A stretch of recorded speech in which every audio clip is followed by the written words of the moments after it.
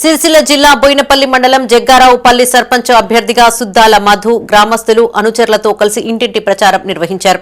ఈ నెల 14వ తేదీన జరిగే ఎన్నికల్లో కత్తెర గుర్తుకే ఓటు వేసి తనను గెలిపించాలని ఓటర్లను అభ్యర్థించారు.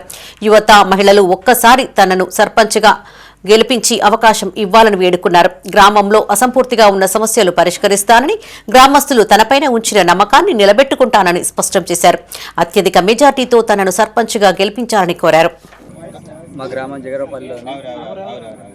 జగరవపల్లిలోని ఈరోజు ప్రచారం చేయడం జరిగింది. నా గుర్తు వచ్చేసి కత్తెర గుర్తు. ఈరోజు ప్రచారం ఇంటింటికి గడప గడపకు తిరగడం జరిగింది. మా గ్రామ ప్రజలు ప్రతి ఒక్కరు నాకు ఆశీర్వాదం ఇచ్చి నువ్వు భారీ మెజార్టీతో గెలవాలని కోరుకున్నారు. కానీ వారికి ఎల్లకాలం నేను రుణపడి ఉంటానని కోరుకుంటూ ప్రతి వేళలకు ఒక తమ్ముని లెక్క తోడే ఉంటా, ఒక సెక్యూరిటీ లెక్క అని కోరుకుంటున్నా. మా గ్రామ ప్రజలు నన్ను భారీ మేరతో గెలవాలని ఆశీర్వదించాలని కోరుకుంటున్నాను.